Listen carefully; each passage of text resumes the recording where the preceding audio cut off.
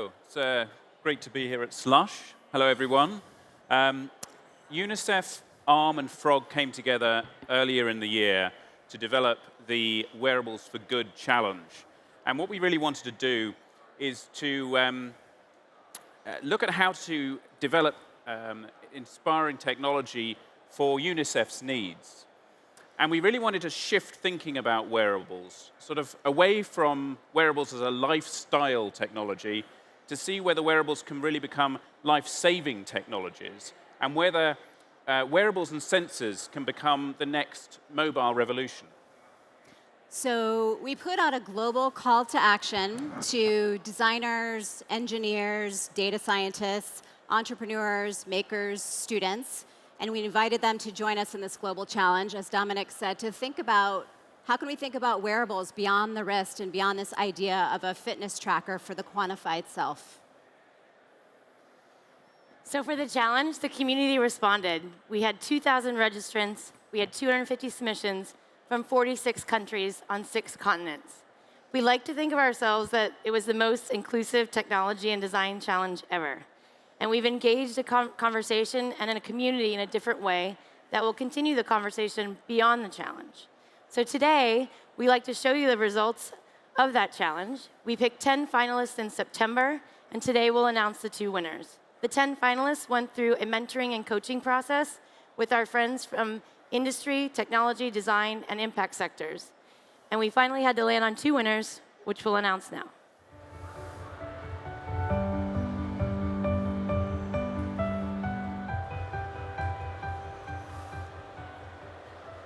Innovation means doing something new or different that adds concrete value.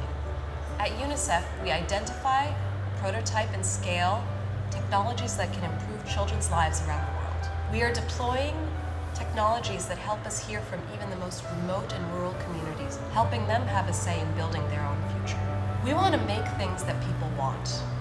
Things that are not just nice to have, but that people need to have. In May 2015, UNICEF partnered with ARM in a global partnership seeking to unleash the power of technology to transform the lives of the world's most vulnerable children.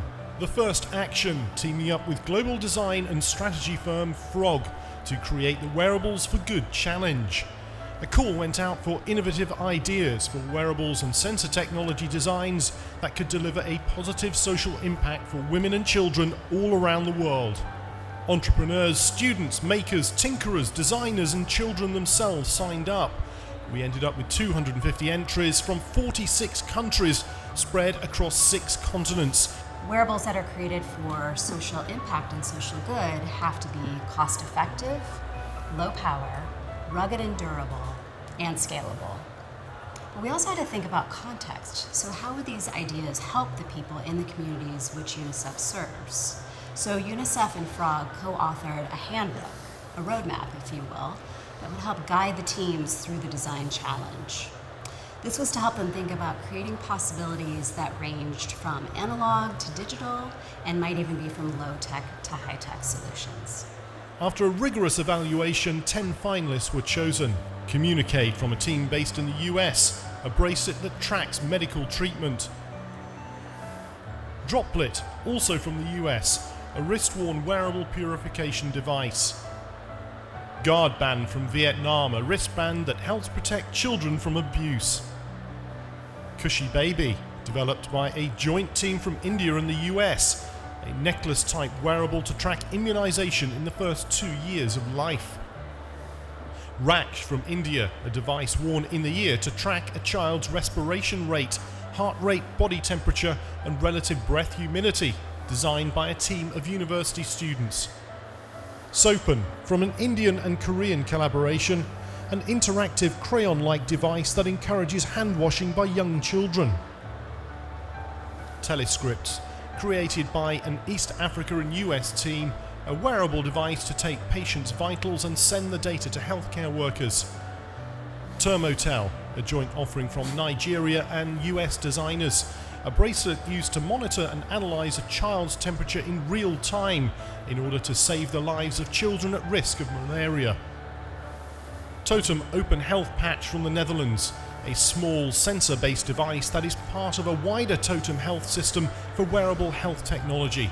And finally, WAR, entered by a team from the UK, a sensor-based neonatal health surveillance tool. The finalists were all paired with technology and design experts to move their design ideas to fully developed concepts and then working prototypes. When I look at the entries from the group of finalists, I'm really impressed with the technology choices that they've made in the creation of the products that they hope are going to be the winning entries.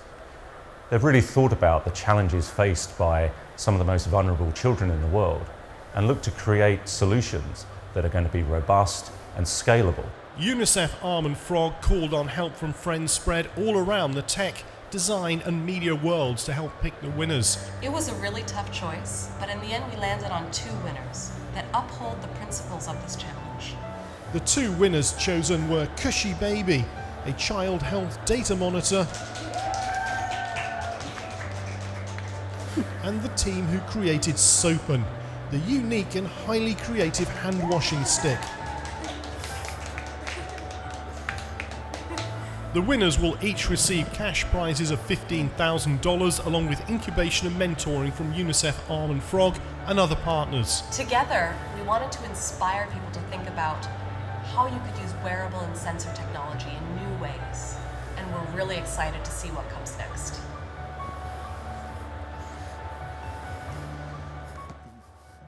So all of our entrants into this challenge Congratulations. had to consider the touch Come points, through and speak the to the others. services, and the entire Very well done. ecosystem for these Great to see. devices.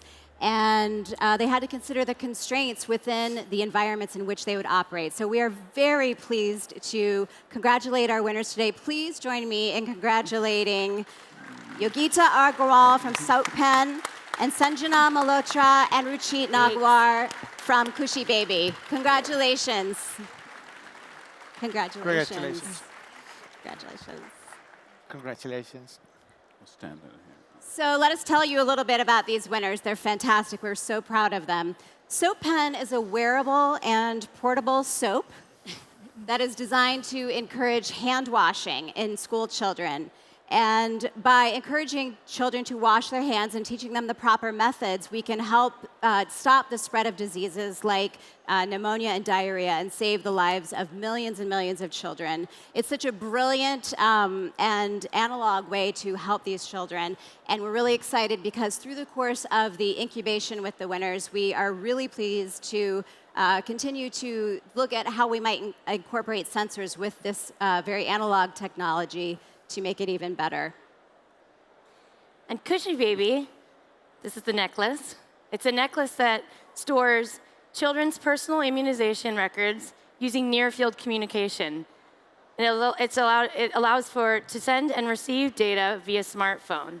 And the best part about it is that it requires basically no power except for the Android device that powers it. And it can put data in the hands of the people who generate it and need it most and can serve children at the last mile. So let's put our hands together again. Big round of applause for the winning teams. Slides up. Very well done. Thank you. Thank you. And we're really excited about working with the teams going forward to try and ensure that their technology can reach and transform the lives of as many children as possible. And just think about the 2 to 3 billion people out there whose lives really aren't affected by technology at the moment. How can we start designing for them as well? And we're really happy that we've brought together this conversation around this topic and sort of this global community to talk about it. And as we go forward to think about wearables for social good, we invite all of you to think with us, how do we continue to expand the definition of wearables? How do we expand it beyond the wrist to other places on the body, in the body, or even in the space around us? And we know that another topic we'll all be considering and talking about is the data surrounding it. So who will collect the data? Who will make the stories of the data? Who owns the data? And finally, who will best be served by this collection of data? So we believe that we should make things that people want. So new ideas won't necessarily come from Helsinki or Silicon Valley. New ideas can be created in places where some might think that only used to create problems. We need ideas and solutions from companies like yours that can allow for access to opportunity, information, and choice for communities at the last mile. We need solutions that can expand and deliver on social impact and profit. And we need to move the conversation. Let's change it, let's do it together, and we hope it includes some of you. Thank you. Thank you. Thank you. I have a question. Sure. So are you going to repeat this? Because you have like a fantastic trio of knowledge here who can really, change the world. Everyone has ARM in their pocket now, and we need to, and you want, of course, all to have ARM on the body, and you can make it beautiful and useful, and you can, make sure that everyone gets it. So are we going to see a next challenge next year? Well, I like to say that this is just the start of Wearables for Good, because now we've found 2 very worthy winners.